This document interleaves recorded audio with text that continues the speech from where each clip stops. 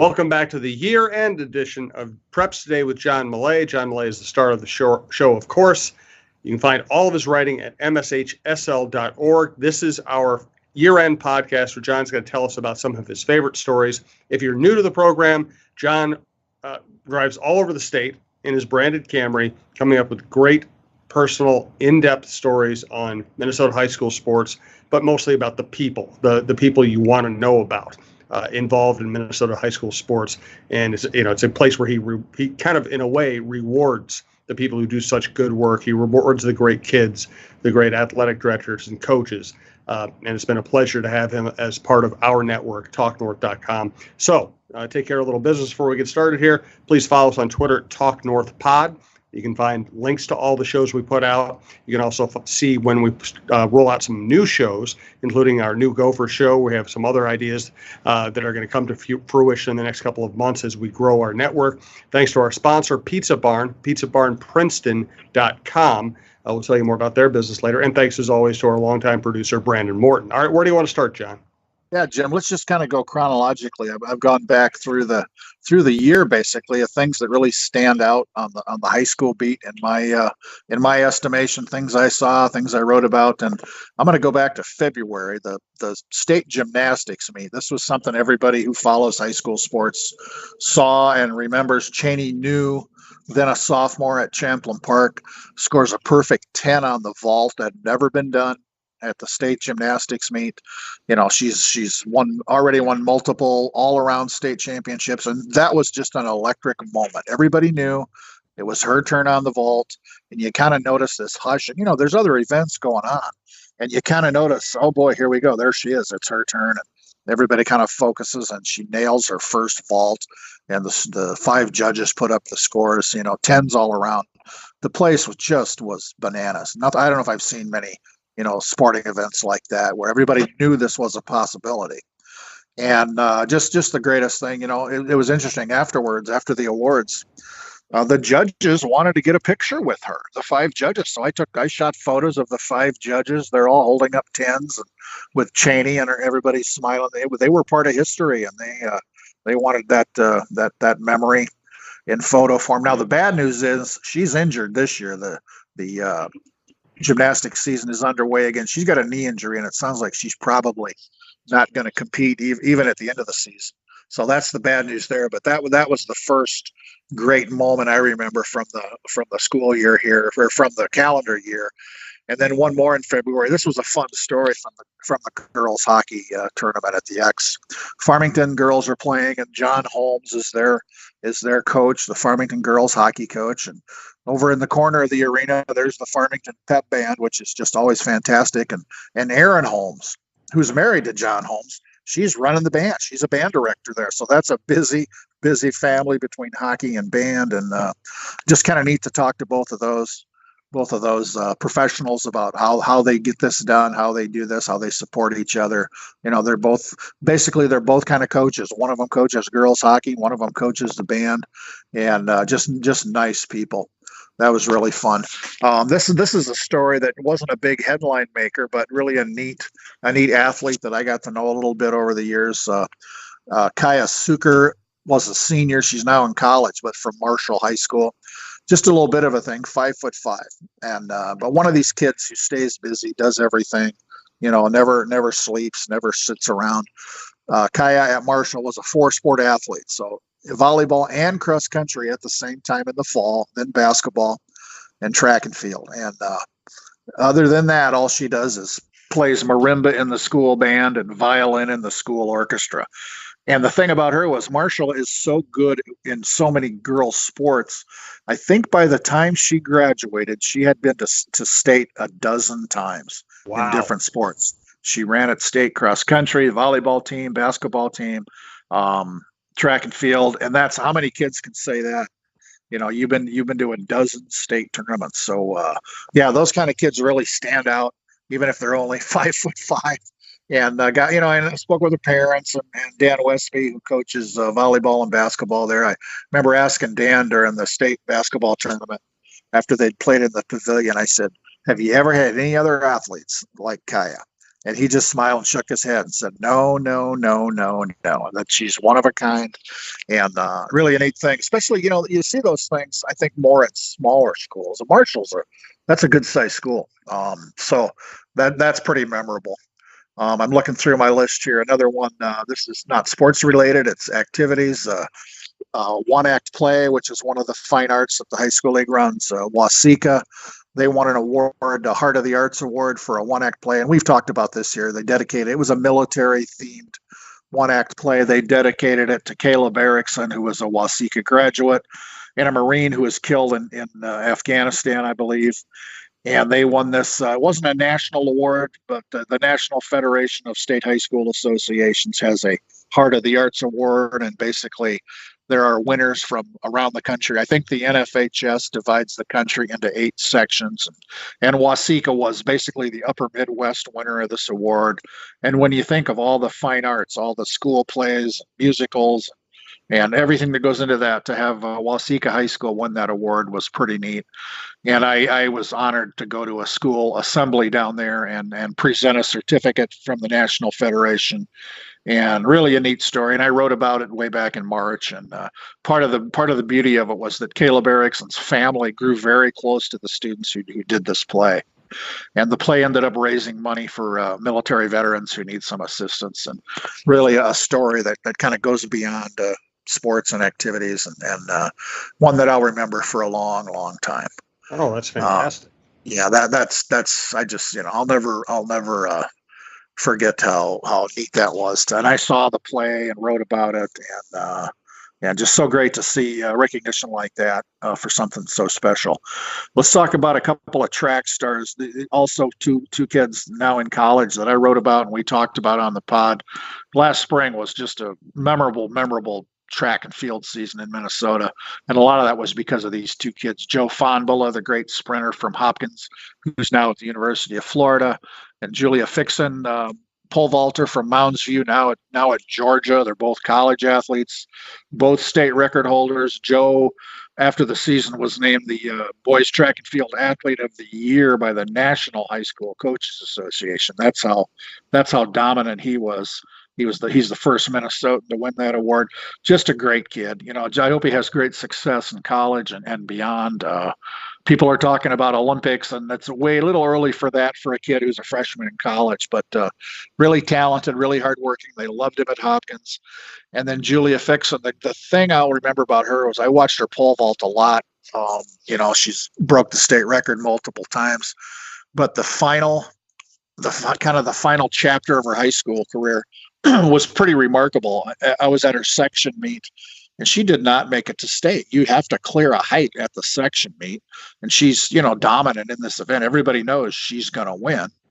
Well, she failed to make a height. She may have misjudged and waited. The bar kept moving up before she was ready to go, and she tried 3 attempts at the opening height, whatever it was, and she just didn't make a height. She didn't. That's what you have to do to go to state. So she did not compete at state, but she was there the whole time, cheering for the other girls, two-way pole vaulters. And then I was in the tent that the high school league runs where athletes check in and officials and volunteers. I was sitting in there with some of our staff from the league between sessions, and up walks Julia Fixon asking, can I volunteer to help out in the class 1A girls pole vault for the smaller schools? Well, you sure can. So here's the best pole vaulter, the best female pole vaulter in Minnesota high school history. She's like assisting the pole vault. She's helping put the bar back up and running the board that signifies, how high the bar is. And this is like Michael Jordan coming to help your YMCA basketball league, to run the scoreboard or something. And anyway, really two great kids. Big shoes to fill at those schools, but we keep an eye on both. I'm going to keep an eye on both of those young athletes. They're going to do great things, I believe, whether it's in track or in life. Those are the kind of kids are going to have a great experience no matter where life takes them. No question. Hey, let's thank Pizza Barn and Pizza Barn PizzaBarnPrinceton.com is the website near 169. If you're in Princeton, of course, you probably already know about Pizza Barn, but even if you're on 169, go north or south up in that area, it's just such an easy, just GPS it, you'll find it, and it's a cool place. They've renovated it, and it looks beautiful. and the pizza's great, the beer's great. They added Orange Crush, we learned recently, That's right. to the pop or soda array. So they have pretty much everything you would want out of a pizza joint. And one other reminder, with our new Gopher show that we recently started up with Marcus Fuller and Ryan James, if you're a high school fan and you're like high school basketball recruiting, Ryan James is probably the foremost expert in that field, and Marcus Fuller has a pretty good handle on all that stuff too. So check out that show. But right now, let's take time to thank Pizza Barn in Princeton. Yeah. Jody Stay and her crew up there, Jim, her family. We know her mom, we know her kids, all those high school kids who makes extra money by working at the Pizza Barn. It's a great community asset. They're so community driven.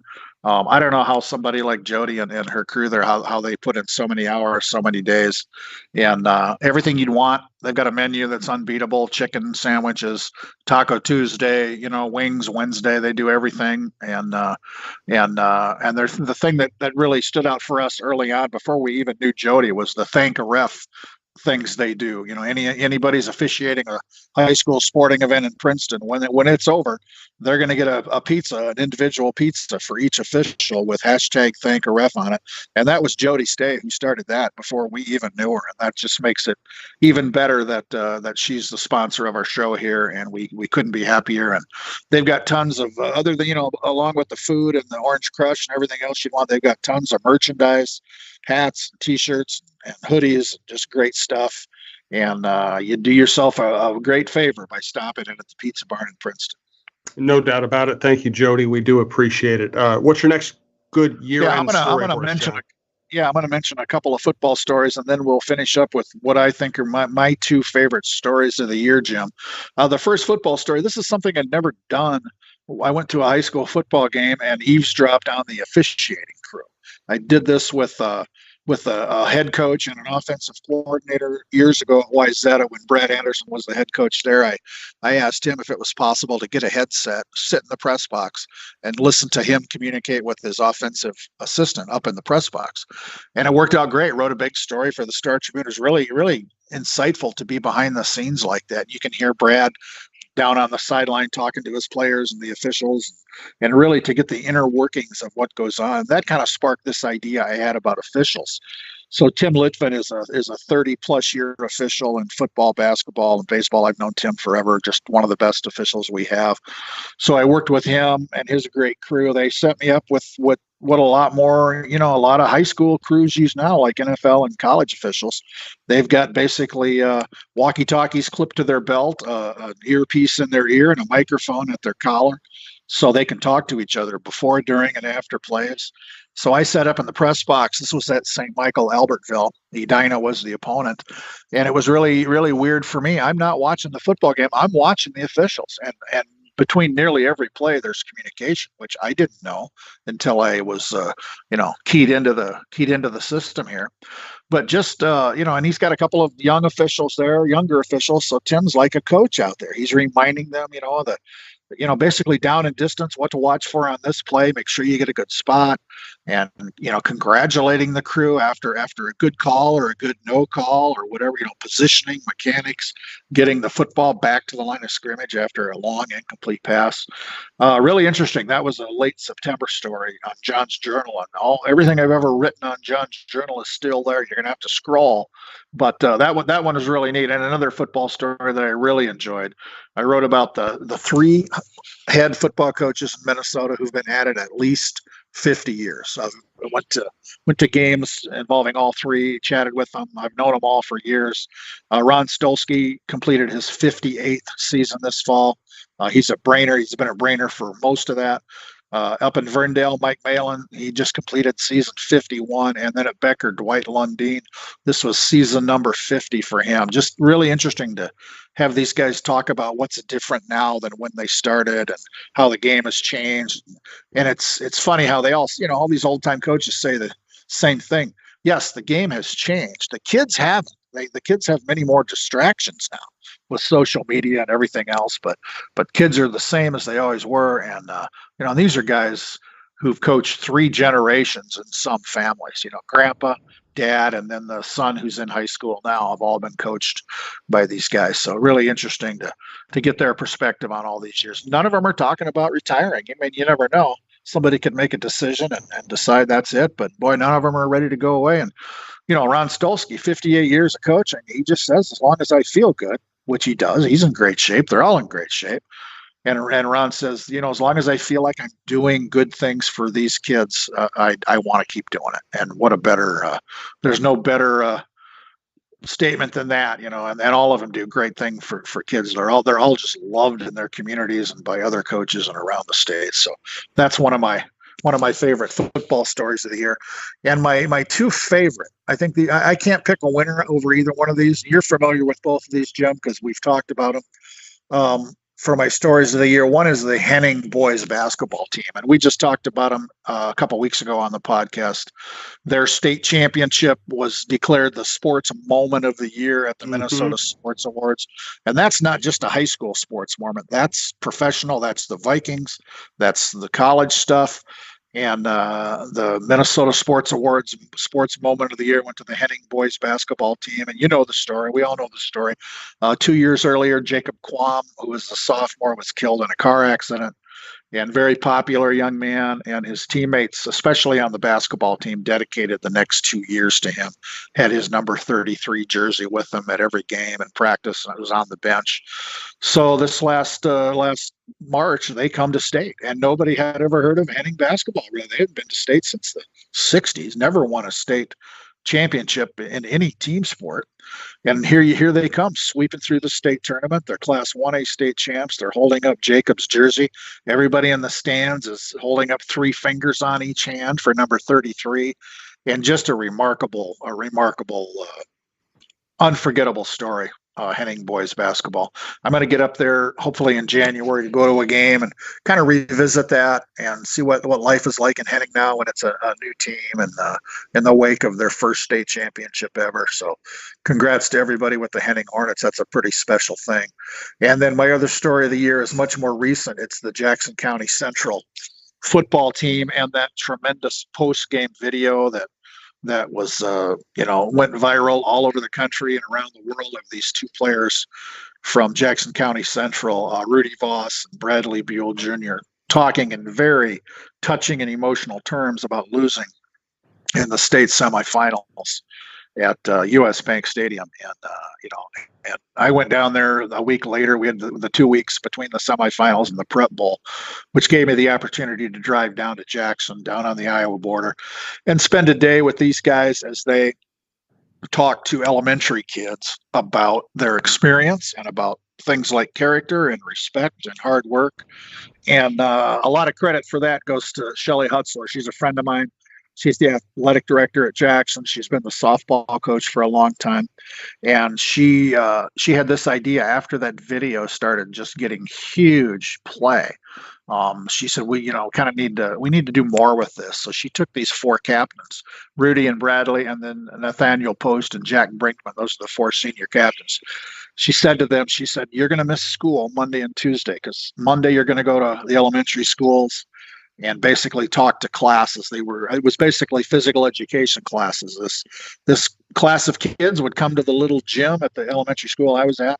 These guys would play dodgeball or whatever games the kids wanted to play for about half the period. And then all the elementary kids sat on the floor, and these 4 high school seniors who are like, professional athletes, if you're a 4th grader, talked about, like I said, respect, character, their experience, and really, really a special thing.